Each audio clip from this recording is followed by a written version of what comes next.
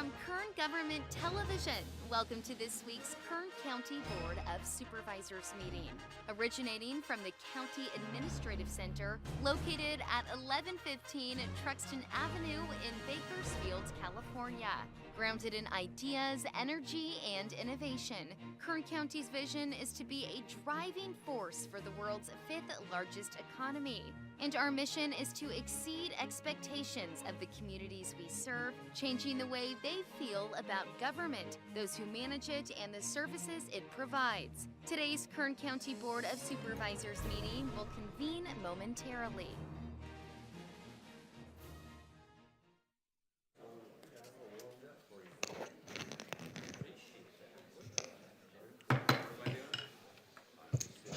Good morning and welcome to the regular meeting of Tuesday, June 18th, 2024. First item is roll call. Supervisor Peters. Here. Supervisor Scrivener. Supervisor Flores. Here. Supervisor Couch. Here. Supervisor Perez. By the way, she tells me she's about to walk in any Okay. second now. So, the next item is the flag salute, and it's being led this morning by our own Jose Lopez. He's the Director of Veterans Services here for the County of Kern. He served in the U.S. Army from 2005 to 2009 on active duty and 2 more years in the reserves immediately after that. He became emancipated from his parents at 17 so he could enlist as soon as he graduated from Ridgeview High School. He was born in Mexico but raised here from a very young age. He was stationed in not-so-sunny Fort Lewis, Washington, and served 2 tours in Iraq. His time in service provided him with life experience that can't be earned any other way, both good and bad. This is according to him, by the way, not me. He now continues to serve his brothers and sisters in arms in the most meaningful way he can as your county VSO. That's Veteran Service Officer. By the way, that's a picture of Jose that he claims is just from a week ago. But we're not going to. So, Jose, thank you for your service and thank you for being able to lead us in the flag salute today. And please, at the conclusion of that, remain standing for a moment of prayer, silence, or meditation, whichever you prefer. Thank you. Thank you. Please stand if you're able to. Salute, pledge. I pledge allegiance to the flag of the United States of America and to the republic for which it stands, one nation, under God, indivisible, with liberty and justice for all.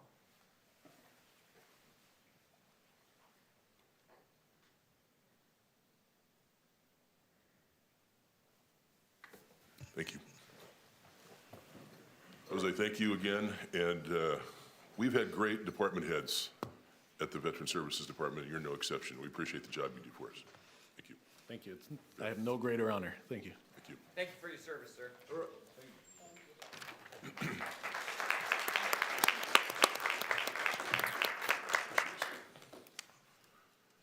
The next item is the consent agenda. All items listed with a CA or, I'm sorry. Oh, I'm sorry. Mr. Cullen, our Director of Animal Services, is here for the Pet of the Week. I jumped over that, Nick. I'm sorry.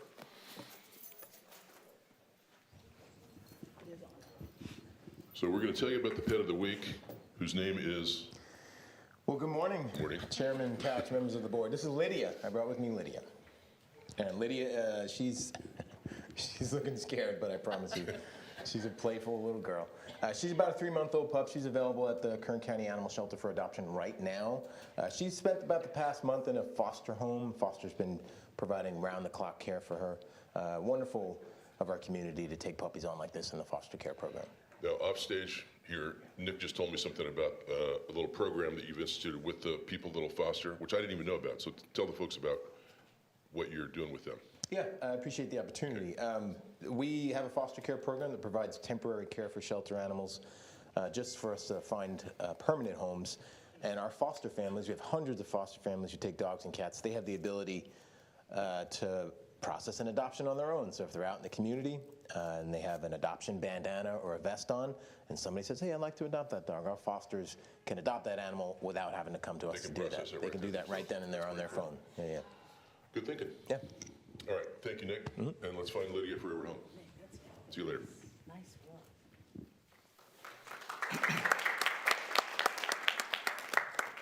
Okay, now we're on to the consent agenda. All items listed with a CA or C above the item number considered to be routine and non-controversial by county staff.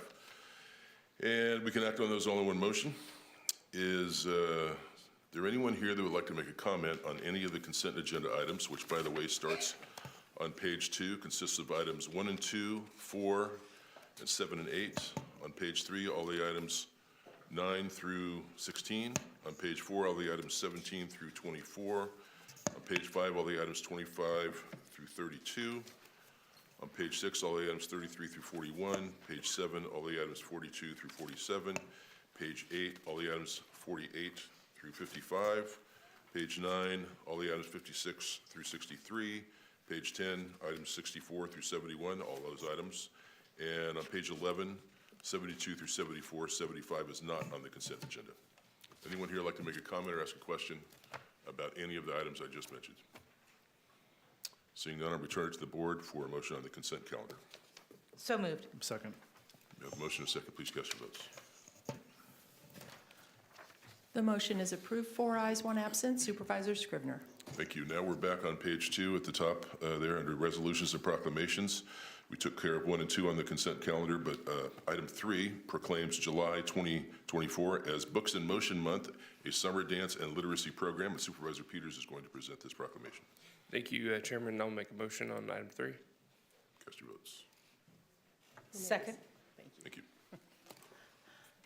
The motion is approved, 4 ayes, 1 absent. Supervisor Scrivener.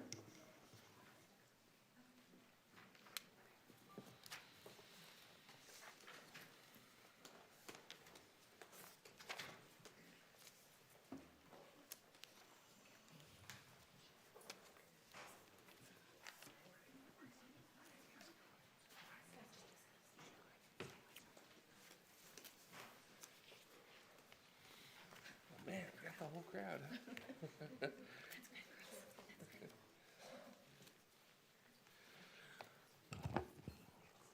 All right, well, good morning, Chairman Couch, members of the board. It's my honor to proclaim July as Books in Motion, an annual summer dance and literacy program through the Kern County Library. And I gotta say that just recently I was invited very graciously by the libraries to come and read during their summer festival or their summer reading program. And I just want to make it clear right now, unfortunately, I'm going to be declining any dance invitations. You guys don't want me down there dancing, I promise. That was gonna happen today. Dang. So I'll go ahead and share this proclamation, then I'll let you share some info about it.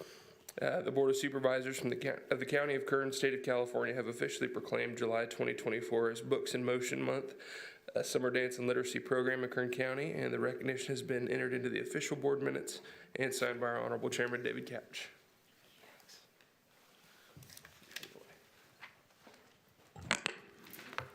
Good morning, Andy Sullivan, your Director of Kern County Libraries. I am so happy today to be here with Books in Motion effort. This is Kern Dance Alliance and some of the dancers behind us. It's our 8th year of marrying books and literacy and dancing and performing at the libraries all across the county. So we have a lot going on behind us. We have a lot going on in July. I'm going to hand it over to Genevieve from the library. She's going to talk a little bit about the impact and the side of the library and what they bring to the partnership. Good morning. Books in Motion is a unique literacy experience that brings books to life by combining reading and learning with dance and movement. Until Books in Motion, I could never have imagined a real-life ballerina performing at the library and then teaching a bunch of little kids how to dance, but that is exactly what happens. It is a wildly popular program that brings families out to the library in droves, and even more importantly, it serves underserved areas of the county, from the East Kern Desert branches all the way up to the Kern River Valley, west to Buttonwillow, and everything in between. So last summer, we had 2,000 people attend Books in Motion performances at the library. This summer, we hope you'll join us for one of 35 Books in Motion performances at the Kern County Library. We just wanted to highlight a few of the books that you'll see performed. So we've got The Lorax, we've got Peter Pan, Little Red Riding Hood, B is for ballet down here. So we've got a lot of cool things planned for this summer, and we've got a quick little video to show you some highlights from the previous year. Thank you. Thank you. To see dance bring books to life is magical for every child because they don't have to read the words to understand the story. It's all about tapping their curiosity so that they then go back to the book and then look at those words that brought the book to life through movement and dance. Hola, yo me llamo Blanca y tengo 3 niños. Siempre venimos a los eventos de verano en la biblioteca aquí en Deleno y hoy nos tocó estar presentes en Books in Motion. What's really great about this program is its inclusivity. Not only are the performances being performed in English, but we also have Spanish performances. And new this year, we also have American Sign Language. So my role as an ASL interpreter is to provide access to those who are deaf and hard of hearing to be able to be immersed into the program, especially in Books in Motion, so they can see it visually and understand it linguistically. Inclusivity would probably be the word to describe it, just because they have that language access as well as that visual aid with the performance of the dance group, and they're able to be involved.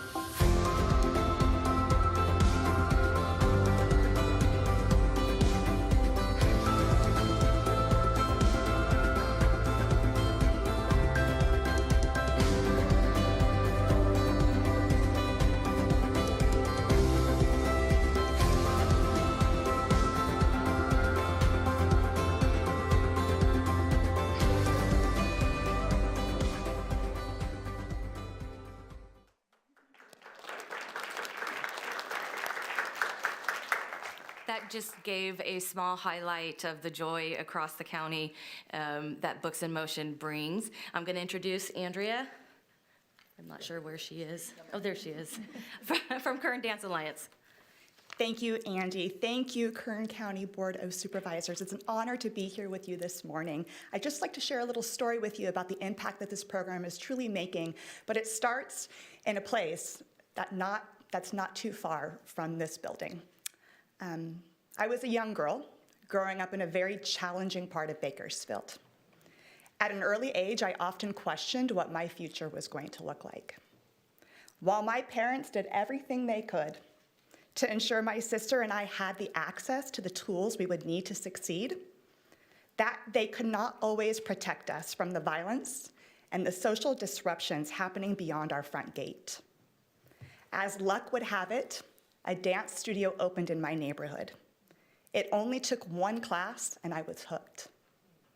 When my friends in my neighborhood were going down the negative paths of truancy, drugs, and promiscuity, I had rehearsal. I was one of the lucky ones. I found my passion, which ultimately became my career, at a very early age. Today, I stand here before you as a fierce advocate for the arts, because the arts truly saved my life, and I know that my story is true with so many others in this room today and beyond these walls. Books in Motion celebrates 8 years of serving Kern County. We've had over 10,000 children come through the program, and we have given away 6,500 free books to help promote libraries at home. We know Books in Motion is making a difference, and we're honored to promote literacy in Kern County through the arts. I'm joined in the chamber today by our tremendous program partner, the Kern County Library, who immediately understood that the arts could be used to change the trajectory of illiteracy in Kern County. They are one of our most treasured partnerships. Additionally, in the chamber, we are joined by the KDA President, Marcy Hronis, KDA Secretary Valerie Hashem, KDA Board Member Nicole Villaruz, KDA Junior Board Member Eliana Kim, and the KDA Director of Social Media, Janae Peters, in the back of the room. Additionally, we are joined by a few of our Books in Motion dance artists, Ballet Folklorico Kutsakali and Sosa Creative Dance Academy. They represent 2 of the 12 dance organizations that will go on tour this summer, providing over 41 performances at 19 Kern County locations, 2 of those being at the Open Door Network. The arts are truly a pathway forward to encourage creativity and ingenuity, as well as promoting our community's cultural spirit and our economic vitality. Books in Motion has employed hundreds of artists over the years, and we are proud that with our sponsors, we are able to pave the way to make tomorrow a little better in Kern County. Thank you to the Kern County Board of Supervisors for acknowledging our work in our community. It's an honor to proclaim July as Books in Motion Month, and an even greater honor for you all to recognize the important role the arts play in our community. Thank you. Thank you.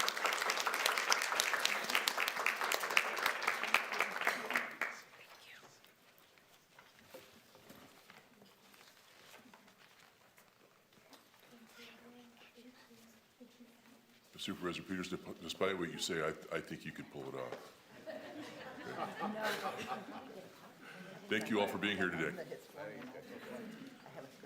That takes us to item 5, which is public presentations, which is the portion of the meeting that is reserved for persons to address the board on any matter not on the agenda but under the jurisdiction of the board. As you know, we try to keep our comments to a 2-minute time period. Good morning. You know the drill. Yeah. Ms. Krause.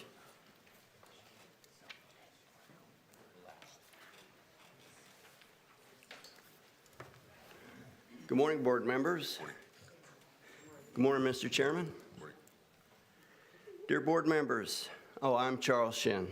I am a concerned citizen, also a retired Marine. Dear board members, question: why was it illegal for California State Assembly to pass a bill that eliminated hand counting of paper ballots except in sparsely populated locations? And that by itself kind of sounds a little bit odd, that you can count ballots in sparsely populated areas, but not in heavily populated ones. Answer: only to have machine digitized ballot counting breaks the law. That requires there be more than one choice or option for counting ballots.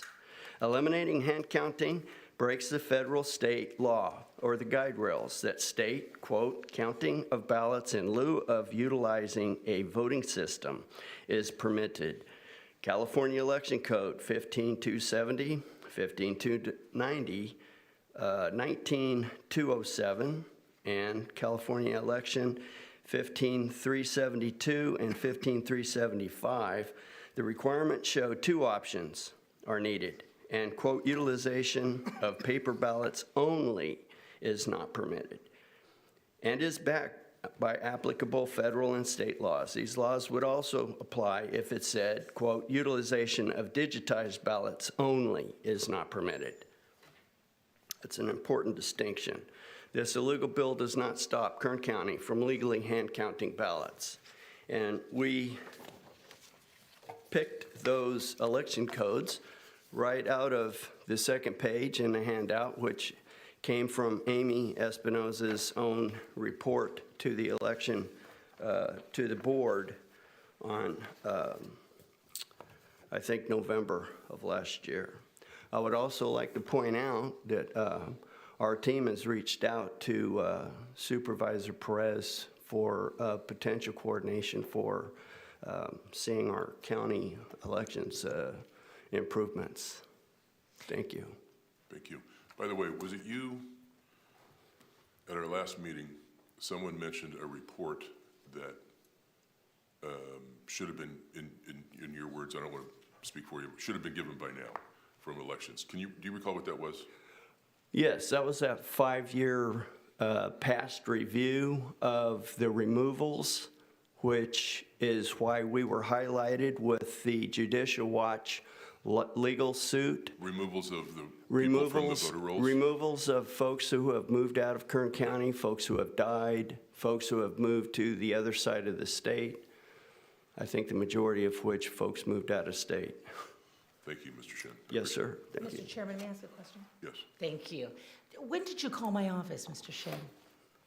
I called yesterday. Okay, perfect. I was unaware of that, and I'm sorry we haven't gotten back to you, but we'll get right back to you. Oh, no problem, and I talked to Christian. I think there was a voicemail. Okay, thank you so much. Morning. Good morning, board. Good morning, Mr. Chairman. My name is Glenn Clayton, C-L-A-Y-T-O-N. Puerto Rico's Election Commission said Tuesday that they are reviewing its contract with a U.S. electronic voting company after hundreds of discrepancies were discovered following the island's heated primaries. The problem stemmed from software that caused the machine supplied by Dominion voting systems to incorrectly calculate vote totals Well, no one is contesting the result, but the machine reported vote counts were lower than the paper ones in some cases, and some machines reversed certain totals or reported veto or 0 votes for some candidates. Both parties that were voting on the island, Democratic Party and the New Progressive Party, reported hundreds of ballots showing inaccurate results, with a reporting of 700 errors and some 350 discrepancies. In response to the discrepancies, the Elections Commission conducted a full vote tally and audited paper receipts from hundreds of ballot counting machines. So what did we learn? Well, Dominion voting systems are subject to serious mistakes. And by the way, do we have those 4 assessment keys that we requested from the Secretary of State back in February, I believe, to electronically observe voting in action, so that we can continually control the voters' ballots in a chain of custody law? If not, we'll be blind, ladies and gentlemen. Number 2 thing we learned, paper ballots once again proved its accuracy and its reliability. Thank you so much for your time. Thank you, Mr. Clayton. Good morning. Morning.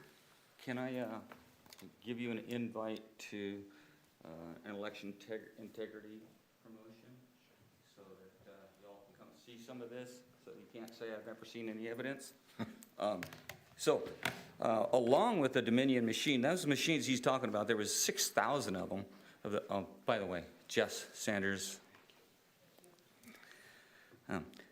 There were 6,000 of them that they've gone through in that one vote. In the Venezuelan, it was the Dominion also that overturned that vote. So here in the States, we have 320,000 ghost voters in the state of Michigan, influenced by a Soros-backed Secretary of State. Judicial Watch has found 1.8 million voters in 29 states that are fraudulent voters. These findings are just a couple of examples of the voter fraud activist game plan. Other tools the liberal leftists use and defend are vote by mail ballots, motor voter, the removal of voter ID, the Dominion voting machine, and dirty voter rolls, which seems to be actively protected right here in Kern County by Amy. The refusal to cleaning these things up is outrageous. I have many voters right now that I could call from another state and say, hey, I need you to vote on this. And since they're still on the voter roll, I could have them do that. It's ridiculous that I know of at least 16 people I could have vote here in California, don't even live in the state and haven't been here for years. So I'd ask that y'all get on it and get these voter rolls cleaned up and stop making excuses to protect to protect a dirty voter roll. And I'd like to see some transparent voting. Do you have a question? I have a question. You said you know 16 people that have moved out of state. Yes. But I'm assuming you mean they are still on, and you know that they are still on the voter rolls. Yes. I've come into. Can you, not right now, I don't need you to say their names, but can you provide me with a list of that later? Or I will have to check with, all that data is going into a database that will be presented at once. Okay. In a lawsuit. Okay. Thank you. Well, I'm suggesting that we need to know who we need to take off. I want to forward that information, if you know of some, to Ms. Espinoza. But if you want to wait, that's okay too. It's up to you. Thank you. Good morning, Dennis. Good morning. Dennis McLean, MCLEAN. Good morning, Chairman Couch and attending supervisors. Thank you for letting me speak. In reviewing the presentation pamphlet presented by Amy Espinoza on February 2nd, 2023, a few items caught my attention. The comments on page 2 stating the vote by mail process increases voter participation and increases access to the election. What it doesn't say is it promotes total manipulation of our election process. With no voting in person, no ID requirement, and no same-day results of our voting rights do not exist.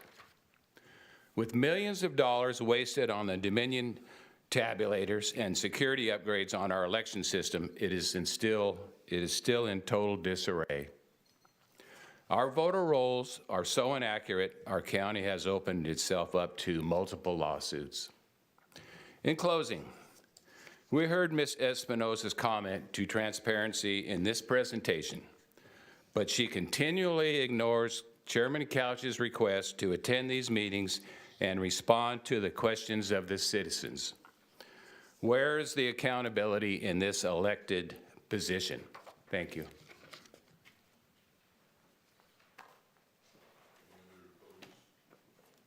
Any other public speakers this morning? Okay, seeing none, I'll go to item 6, which is board, I'm sorry. Hello. Good morning. Good morning. I just wanted to introduce myself to the county. My name is Dr. Truth Akins, A-K-I-N-S. I'm the president of Speak Your Truth Transformation Services. And what we do is we empower and build community hope. We transform justice. Our mission is we build hope and trust in the community by uplifting voices that don't often have voices in restorative justice circles, and also healing circles and positive social events for adults and the youth. And so I just want to introduce myself to the county and make our nonprofit known, and have the opportunity to build positive environments in this county. Usually we work in Los Angeles, and we do a lot of things with restorative justice because I graduated from the University of California, Los Angeles, where we were trained in these practices, and just bringing this to this area I think would be really beneficial for the youth that are coming out of probation to reduce recidivism, and also to offer temporary housing. I do have 1.5 acres of land that could be used for individuals who have been victims of trauma, just to bring collaborations from other partnerships and other nonprofits who want to work together. So I just want to introduce myself and bring our services and give you my card and our information. And Well, thank you. It's nice to meet. Sorry. I was simply saying thank you. It's nice to meet you, but I think I spoke over the top of you. oh, what would you like me to Whatever. repeat it? What were you saying to Ms. Kraus right then? Do we need to hear that part too? Oh, yes, I was saying, could you contact me to let me know how to do business with the county as a nonprofit doing that service? We will get someone in touch with you. Okay, In thank fact, you. the lady sitting right over here, she's waving her hand now. She's going to wave her hand in a second. She's not waving her hand at all. It's the lady that's not waving. There you go. Supervisor Perez, I know you have, do. are there any other public speakers this morning?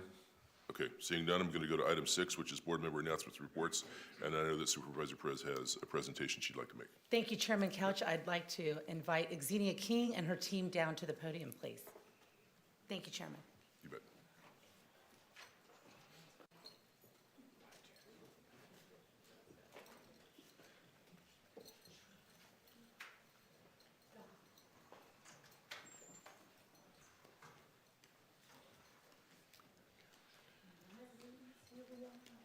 How are you? Good to see you. Good to see you. Look at you. You are so fly. Good to see you. Roll in the house. All right. Roll. Good to see you. Good to see you. Good to see you. Look at you. Mobbing deep. Board of Soups. I like it. I like it. I like it. Good to see you. Good to see you. Good to see you. Check me out. You look sharp. You ready, Xenia? Yes, I am. Well, you wore the old one. Oh, yes. Okay, the queen. Yes. You have the certificate. Oh, shoot, don't worry. Okay. So a couple of weeks ago, I had the opportunity, chair and board, to present a certificate from this board to Xenia and her team, but specifically to Xenia, Kathy Kraus, because I have to admit, I've met nobody like her in my life. In order to do the work that we do in the 5th District, we have to coordinate, partner with community members, in particular, authentic, genuine leaders from the community.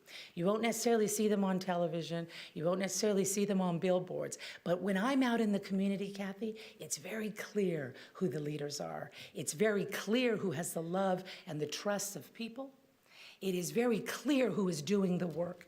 And I want to say what a privilege and an honor it is to work with Xenia King and her foot soldiers who are on the streets year in and year out with a message against gang violence, a message for the reality of violence, domestic violence, what it means for our children, for our future. Xenia King has devoted more hours, more time, and more heart than anybody I know in Southeast Bakersfield on this issue. Her personal story is so profound, compelling.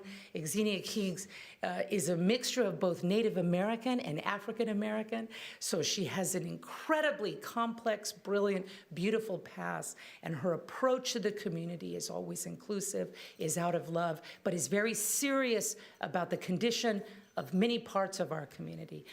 And now I'm going to ask Xenia to share with this board and this county some of her heart and some of what she does. The organization, Mothers Against Gang Violence, we engage in community events. I participate with them. It's not my event. It's not my organization. It's Xenia and the people who she will announce momentarily. But I want to say to you, Xenia, how much I appreciate you, how much I respect you, how much I need you, how much this community needs you and what you're doing. God bless you for many, many years of the work that you are doing. And I want this community to know who you are. And it's okay to cry. I cry all the time. Kathy knows. Sometimes she does too. But I wore my feathers earrings. and my native belt in honor of Chief today. Yeah. The floor is yours, Xenia. Thank you, my dear friend. Have at it. Oh, gosh. Whew. Thank you so very much, Supervisor Leticia Perez. Thank you from the bottom of my heart. Thank you. I'd like to start off with thank you so very much for this opportunity to the Kern County Supervisors. Thank you. I also like to say thank you to my officers and my members, because without them, there's no MAGV. MAGV standing for Mothers Against Gang Violence Incorporated. Together we have fought, together we have walked, and together we have cracked the ground. And I like to say that we are a part of bringing unity here in Greater Bakersfield. We are a part because we stand together. To stand together as such people as Leticia Perez, to stand together as women, to stand together of different cultures, different backgrounds, different races. Yes, we stand together because we know the importance and the change that's needed here in Greater Bakersfield, our city that we love so very much, that we want to be safe in.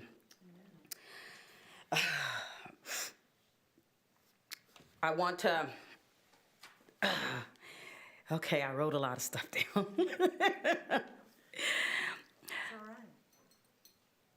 Ladies and gentlemen, I am deeply honored to accept this award.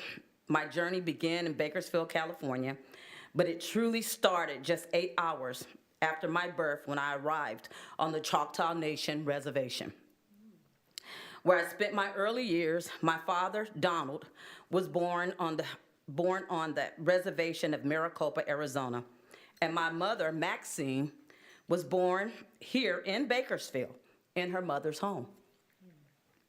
Our roots are deeply intertwined in both the reservation and this city. Growing up, my family faced many challenges.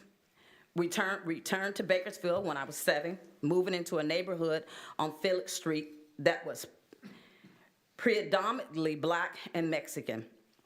Initially, my father, wary of the society prejudice against our interracial family, kept us sheltered. However, as my parents began working at the Calcott and Bakersfield College, they made friends who broadened their perspectives, eventually opening our world to a community around us. My father became a beloved coach for the local kids, and our lives began to integrate more fully with our neighbors. One day, our fears were realized when a woman entered our yard and hurled racist insults at us. My mother confronted her, and tragically, that day ended in the woman's death. It was a turning point for our family. Soon after, we moved to Dolores Street, a vibrant, predominantly Black community. I thrived there, becoming involved in various school activities and excelling academically, even placing second in state spelling bee in Washington. As I grew older, the neighborhood changed. The rise of drugs, violence, and gang activity transformed our once safe streets. Tragedy struck our family repeatedly, from the death of my oldest brother in a drunk driving accident to my baby's brother murder through gang violence, and later my sister's passing from brain cancer. Despite these hardships, I found solace and purpose. I moved to San Luis Obispo, where Professor Robert Main, teaching on Black history, profoundly impacted me. I inspired, I launched, and I Know Me campaign to empower Black people through knowledge and self-awareness. With my sister Zamir, which is deceased, we started Tata Boutique and built a new chapter of our lives. Returning to Bakersfield to care for my ailing father, I brought back with me a renewed sense of purpose. After his passing, I earned my medical and CNA license, working in the healthcare field while also teaching literacy to both children and adults. In 2005, the devastating loss of my baby brother to gang violence spurred me to take action. This led to the founding of Mothers Against Gang Violence Incorporated. Our organization has grown, holding marches throughout Bakersfield and beyond, addressing national crisis that affects communities across the United States. MAGV's mission is clear: to empower, educate African American women to stand strong for their children. When we unite, our voices are powerful and our impact is undeniable. We aim to establish MAGV chapters nationwide, providing the essential support needed to create safer, stronger communities for our children. Thank you for recognizing our efforts. This is not just for me, but for every mother who stands up to protect her children, and for every community striving for a better, safer future. Together, we will continue to fight for change and make our voices heard. Thank you so very much for hearing me today. If I may, I have one of our members. She would like to speak. Her name is Miss Angel Lee.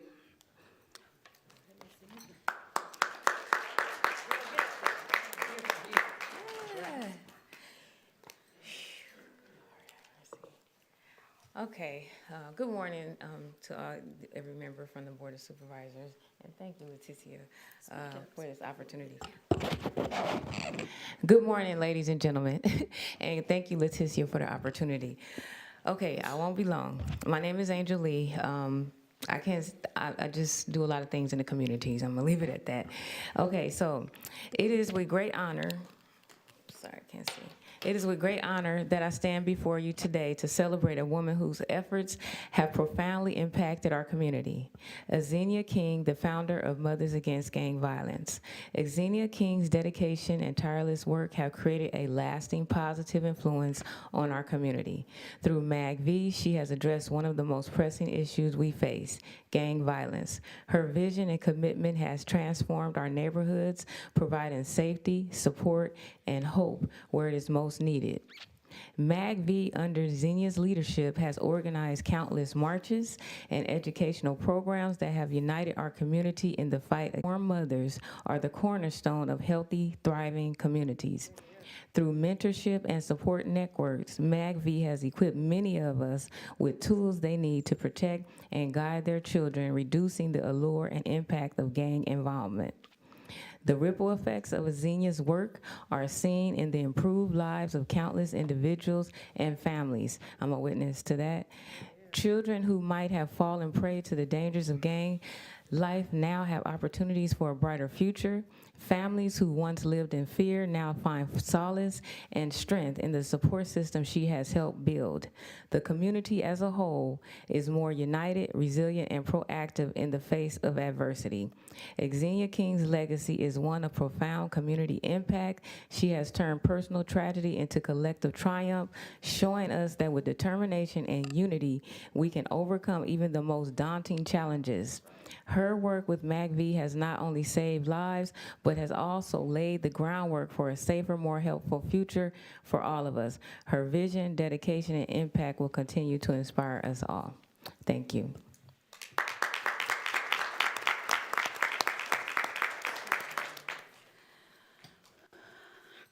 Before we leave, I'd like to introduce the members, the officers individually. The young woman that just finished speaking, her name is Angel Lee. She's a great, great supporter of MACV. She also runs her own organization where she makes wigs for children with cancer. These are the things that she contributes here in Bakersfield, California. She makes wigs for children with cancer. She gives etiquette pageants for young women to teach them etiquette. Yes, she does beautiful plays here to teach history, Black history. Real quick, each one's name. Yes, so here we go here. We have Rosanna Wills. Also known as Ro-Ro. We have Officer Shanisha King. We call her Nicole King. We have Alasia. She's actually a 16-year-old that works vigorously throughout the community, and this is door-to-door service. Her name is Alasia Dupree. This is Wanaki Briggs, officer. She is always there to help us walking through when we're marching, when we're giving, when we have our programs going, enter and exit program, pay attention or lose our futures. She's the leader. We have Jasmine Ernest, member. We have Soraya Crampton. We have Angel Lee. We have Chantel Sterling. She is so magnificent. She is the one, I'm sorry, I'm so nervous. She is the one, every time that we give any event, anything, that when we give things out, she is the person that feeds the homeless. She is the person that delivers the food. She is the person to find out what your needs are, what our residents need, and the things that we can do to make a change in their family lives. She is the person to give out resources. We have a young man here, he is Noah, and he is the one. He is the one that so beautiful, so talented. And if you need an idea to come up, because our youth is so fantastic. Our youth is so fantastic. He gives us the greatest ideas. He helps us connect to other young people. And this is who we are. Chairman, thank you.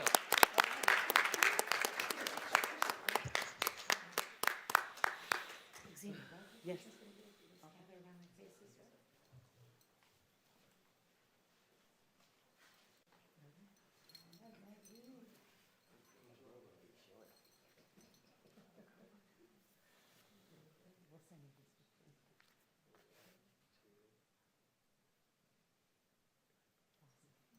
Thank you so much. Thank you very much. Thank you, ladies and gentlemen. Have a nice day. Thank you for what you do. Thank you so much. Have a blessed day. Take care. Any other board member announcements or reports? Seeing none, I think that takes us over to item 75, which is under the Treasurer Tax Collector. It is a hearing to determine the rescission of the tax sale deed for parcel number 009-261-10-00-5, which was sold in the March 2024 tax sale. And I'll turn it over to Jordan Kaufman, who's our Kern County Treasurer Tax Collector. Good morning. Good morning, Mr. Chairman, members of the board. Thank you.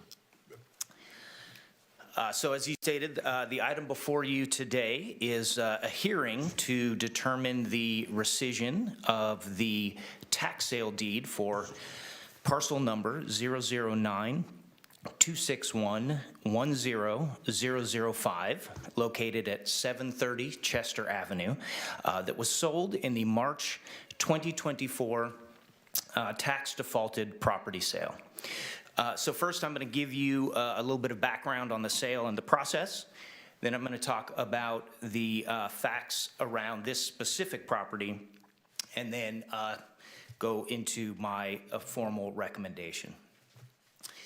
So on March 11th through the 13th, 2024, my office conducted a public auction of tax defaulted property. 786 parcels were offered in the sale, and 735 parcels were sold. Pursuant to California Revenue and Taxation Code, Section 3731, within 1 year of a tax sale, an interested party can request that the sale be rescinded for a particular parcel.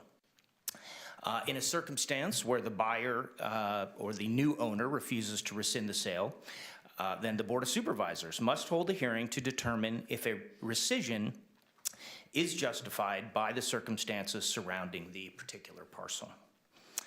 If a determination is made that the rescission is justified, that would void the sale. That would also authorize a refund of monies paid at the sale. And for this parcel, that amount was $219,100. Plus interest for the time that we held those funds, and then plus any other taxes paid by the new owner subsequent to the sale. And then lastly, the filing of a rescission tax deed. If a determination is made that a rescission is not justified, then essentially no further action is necessary. So the facts around this particular parcel. So the new owners purchased this parcel at the March 2024 tax sale.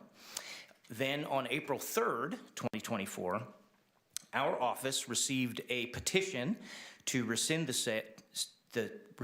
tax sale deed from the building's occupant, Ms. Denise Davis Jr.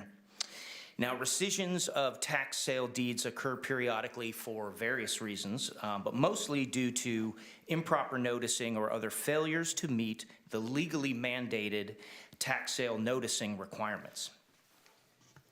So my office reviewed the rescission request and determined that there was no legal justification to rescind the sale.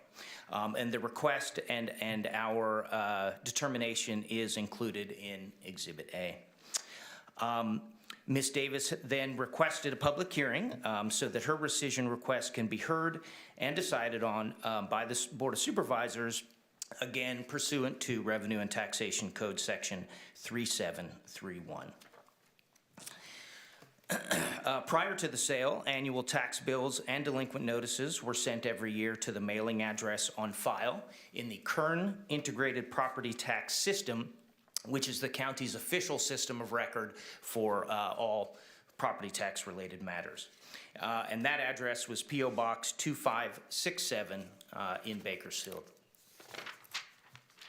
Additionally, in 2019, a pending power to sell letter was sent certified mail to that same P.O. Box address.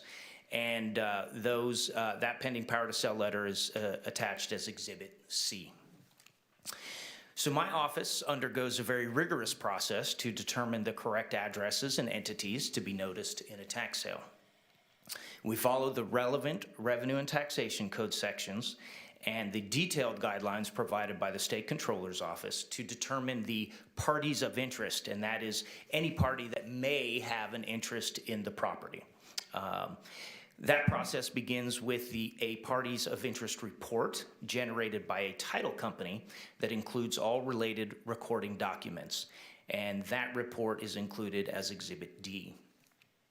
Next, our office utilizes a skip tracing service through Thomson Reuters to produce the last known address for each party of interest.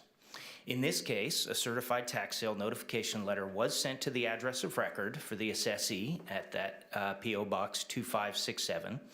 It was also sent to the situs address at 730 Chester Avenue and to all other addresses potentially associated with the property.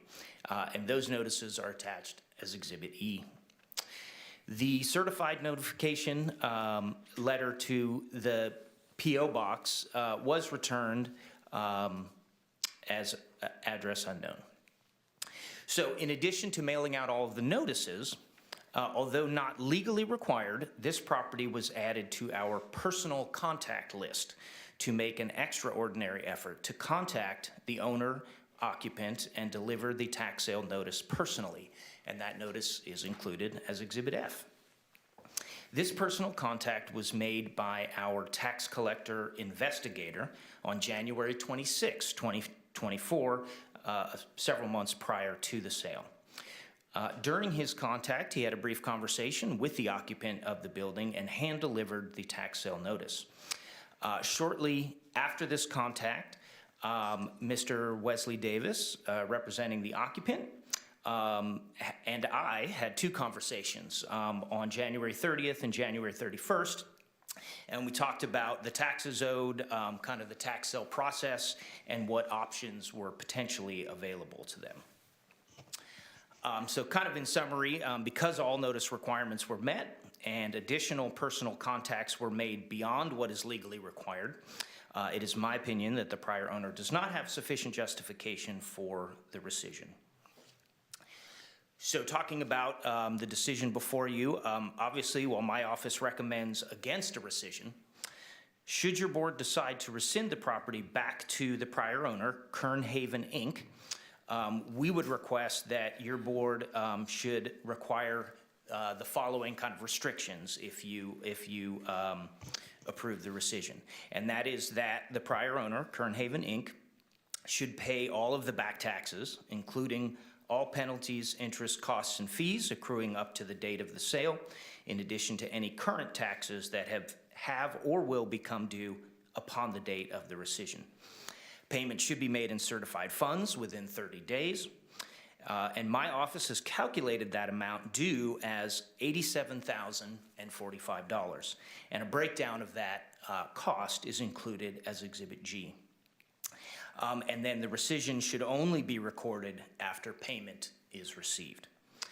And then should your board decide not to rescind the property back to Kern Haven Inc., no further action is necessary. And so the formal recommendation for this item is that your board open the public hearing, receive public comment, close the public hearing, and deny the request for rescission of the tax sale deed back to the prior owner of parcel number 009-261-10005, sold in the March 2024 tax sale, because my office sent the certified tax sale notices to the correct address and made multiple contacts with the occupants of the building prior to the tax sale, thereby fulfilling the legal notice requirements to contact the owner in accordance with the California Revenue and Taxation Code. And I believe that the prior owner is here to make a few comments. In addition, I think the current owners that purchased the property are also here to make some comments as well. And that concludes my prepared remarks. Happy to answer any questions or go right into the hearing. Okay, Mr. Kaufman, any questions by the board before we get started? Okay, seeing none, does it matter who speaks first in this type of a hearing? That's up to your discretion. We don't do this type of a hearing very often, so. All right, I'll open the public hearing, and whoever would like to go first can go first. Don't rush down here all at once. We just ask that you state your name and might want to spell it for us too, and proceed. Thank you. Good morning. Good My morning. name is Harvinder Buller. We are the ones who purchased the property. Okay. And I have no issue if Can you spell your name just so we get it right for the record? Harvinder, Harvinder. Last name is Bullar, Bhullar. Thank you. Thank you. But my request is that in case the property is being rescinded back to the original owners, we are entitled absolutely the interest, but we are asking that we paid for all the insurances because there was no insurance on the property. Right now, if the property gets burnt, who's responsible? Who will, in the future, who will get the property? If it gets burnt, then the original owner pays for everything, but he gets nothing. So the decision has to be made accordingly so that this is for the future, not just on one case. And if we paid all the money, we are subject to get all the money back, plus interest, plus all the, the improvements we made, all the money, the opportunities we lost as well. So that's my point. All right. Any questions? We may have some for you. Why don't you stay down here close to the microphone? Okay. Thank you. Anyone else like to speak today on this? It's a public hearing.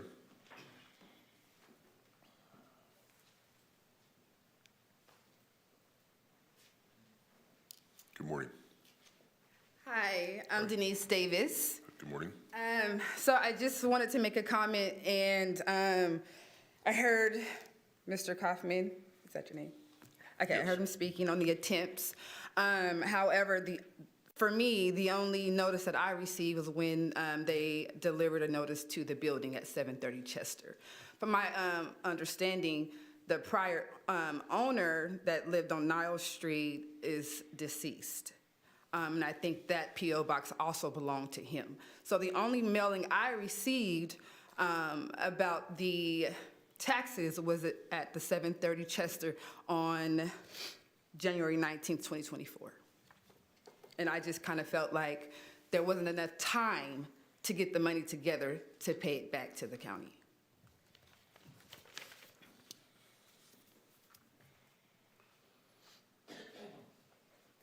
Any other speakers today? Might want to stay close. We may have questions for you. Okay, I don't see anybody else that wants to speak on this item, so it's appropriate, I guess, to close the public hearing and return it to the board. Is there any, Mr. Kaufman, do you have any closing comments you need to make? Really just that we followed every legal requirement pursuant to the Revenue and Taxation Code as far as all of the notice requirements through the tax sale process, so there's really no legal justification to rescind the property. All right, so the public hearing is closed, and I'll return it to the board and open it up for questions or comments.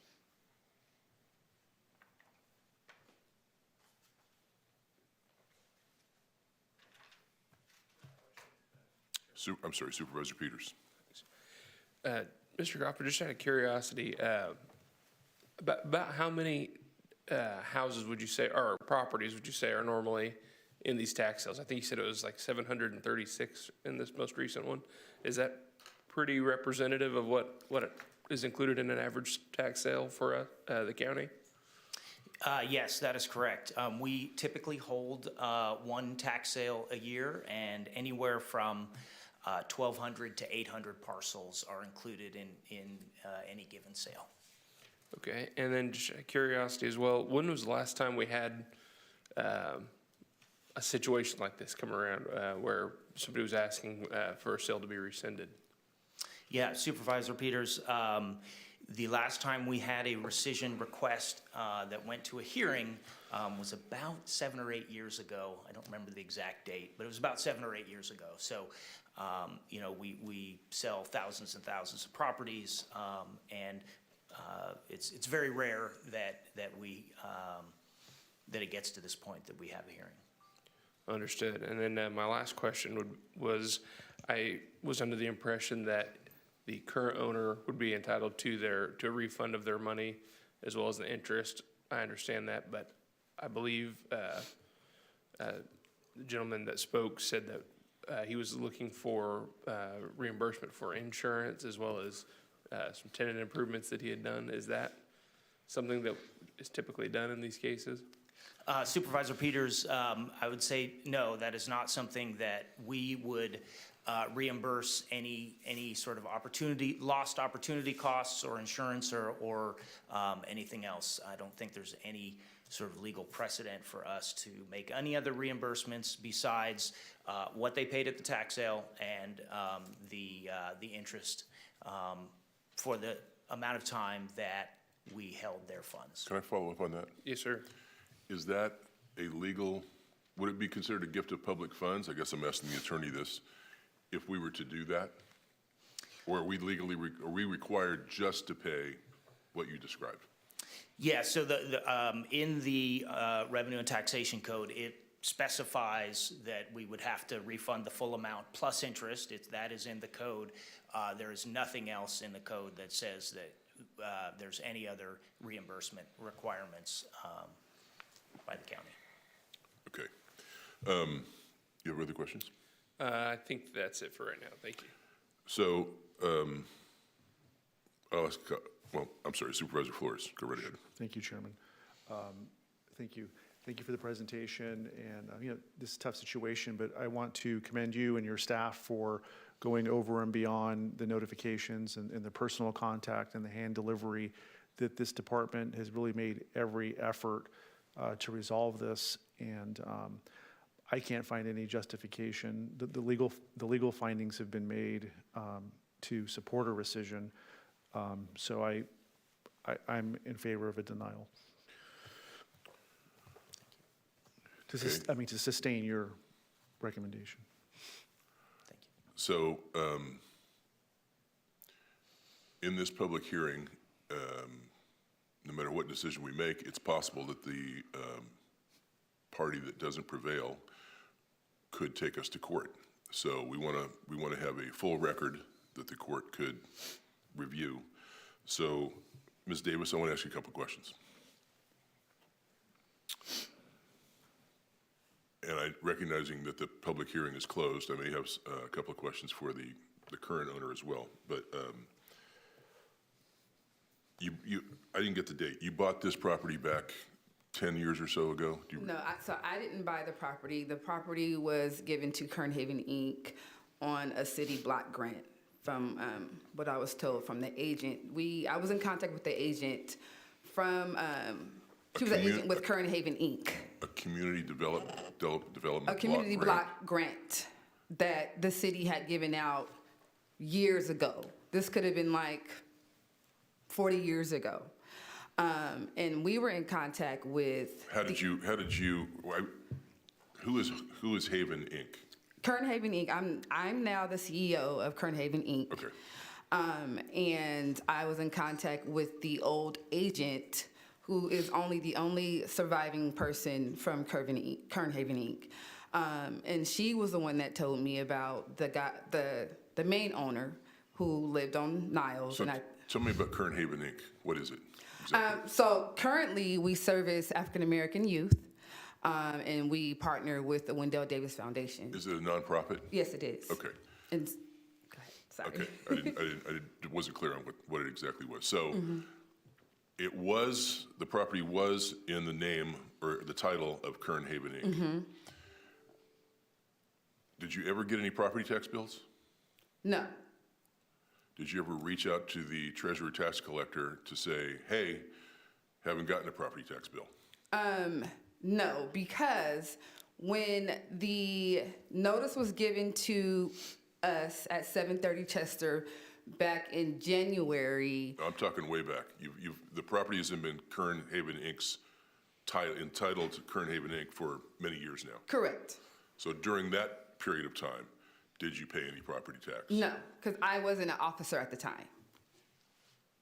Were you, who was? When did you become the officer? Only this year. Shortly after we received notice about the tax sale. Who was the officer? Or the CEO or the person in charge? I have no clue. But you are now head of an organization and you don't know who preceded you? in that position? So let me say this. So the organization had been inactive for over 30 years. Okay. The only person that we were in contact with was the agent for service at the time for the organization. So she knew What the does old that mean, officers. the agent for service? I don't know. what The that person means. that served the papers, all the documents. If they were being sued, you would reach out to the agent in order to give it to the owners. Okay. Supervisor Couch, may I? Yeah, please. For service of process, for every organization or entity has to have somebody or something that can receive notice when you're being sued, you have tax bills or whatever, there's an agent designated for process, meaning. So that person was who? Cynthia, I don't know her last name, but I believe her name was Cynthia. How did you become the head of this organization that was defunct and you only knew the first name of the person who was the agent and that was it? Okay, I know it sounds crazy. So I also work for the Wendell Davis Foundation. So the Wendell Davis Foundation has been occupying 730 Chester for the last 13, 14 years. Prior to moving into the building, we had contact with the agent, and we were trying to get information on any old owners that Kern Haven Inc. had.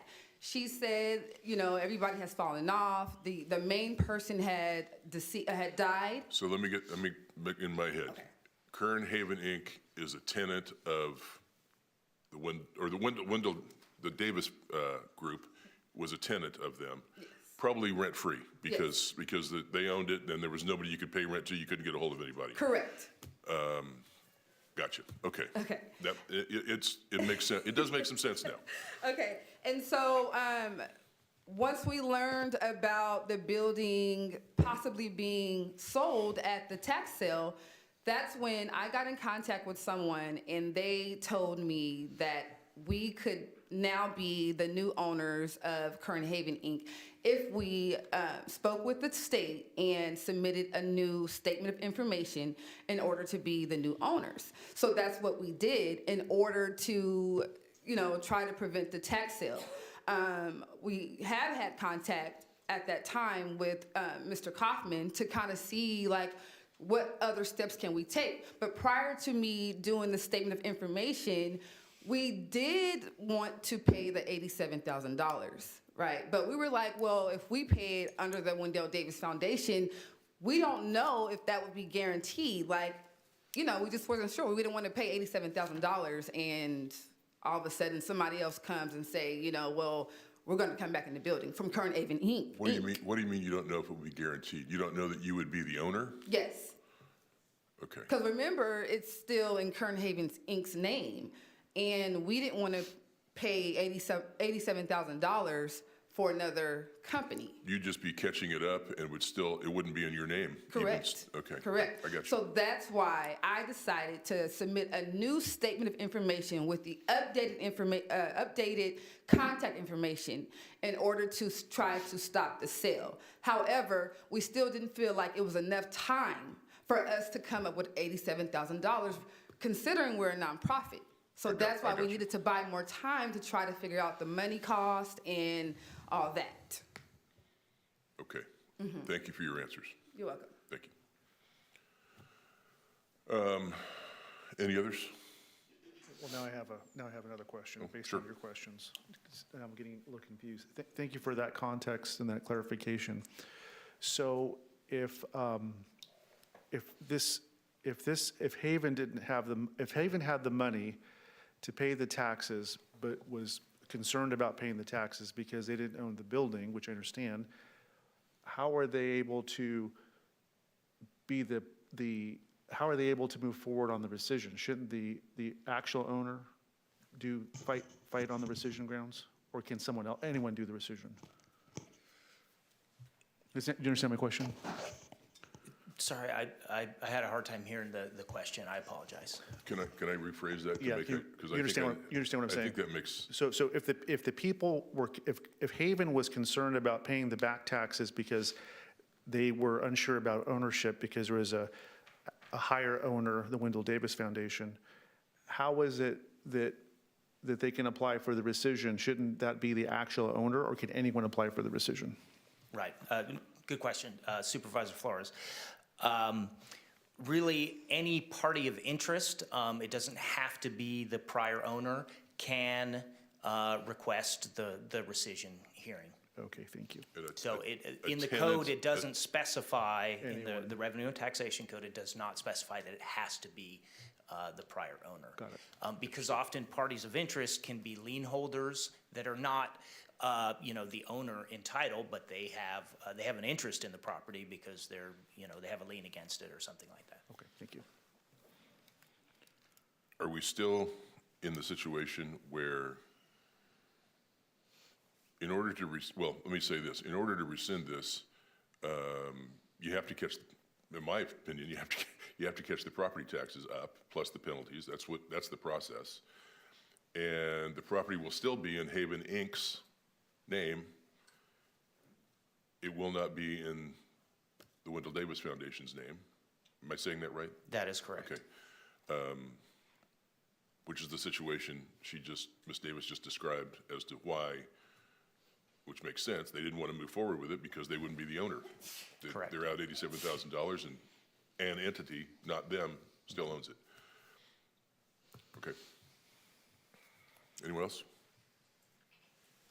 Supervisor Peters? Yes, I have one more question. I was reading through some of the backup material, and in reading the original agreement from the city of Bakersfield, maybe you can clarify, it seemed to say that, as I understood it, the property had to be maintained and it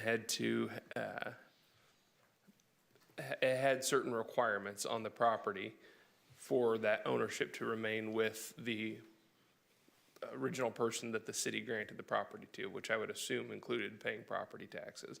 And if that didn't happen, then that property reverted to the county of Kern. Is that accurate? Supervisor Peters, that is correct. The city of Bakersfield really just never followed up, I guess, with the requirements of the property that is stated on the deed. Got it. Thank you.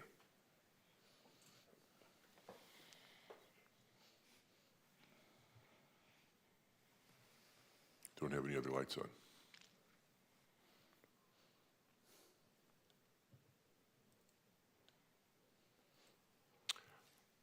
I'll give you my opinion. I think it's a mess, and I don't know how we can move forward with the rescission based on what the testimony that we've heard today from the treasurer tax collector and both parties. So that's where I'm at. Anybody else? Yeah, I'll just say that I agree. I think it's a difficult situation, and I feel for you. I definitely understand it, but it sounds like it's a confusing situation. But you did get the benefit of basically having this facility rent-free and without paying taxes for quite a while, and unfortunately, that's just the mechanism that happens, and it's gone to sale, and it's a done deal. Seems to be from my perspective. So again, I definitely feel for you and I commiserate, but I just don't see the mechanism for rescinding that sale. So I will move staff's recommendation. Second. Okay, you have a motion by, I'm sorry, Supervisor Perez? Yes, thank you, Chairman. I'd love to meet with you and talk about, I love your organization, I love your family, I love what you've done, I love what I know you're going to continue doing because it's who you are. But I want to work with you to find some good space and continue to partner. We're developing out a whole community center out at the Bell Terrace Park that potentially has some space there, but we have to think about the future differently. And please don't be discouraged by today. This kind of stuff happens all the time. But the spirit of who you are and what your family and organization does, that's priceless, and that is golden. And, this will be one blurb, and we'll keep moving. But I need to get with you right away. Okay, so please talk to somebody in my office, Christian Romo, preferably. Are you here, Christian? Okay, he'll be upstairs on the 5th floor, or call the office, and let's get moving on that right away. Okay, thank you for everything you do. So we're clear the motion is in favor of staff's recommendation, correct? Correct. Okay. You have a motion and a second. Please cast your votes. The motion is approved. 4 ayes, 1 absent. Supervisor Scrivener. Okay, that takes us to the end of the morning agenda, and just need a motion to adjourn to closed session. Okay, motion adjourned. Without objection, we're adjourned. Thank you.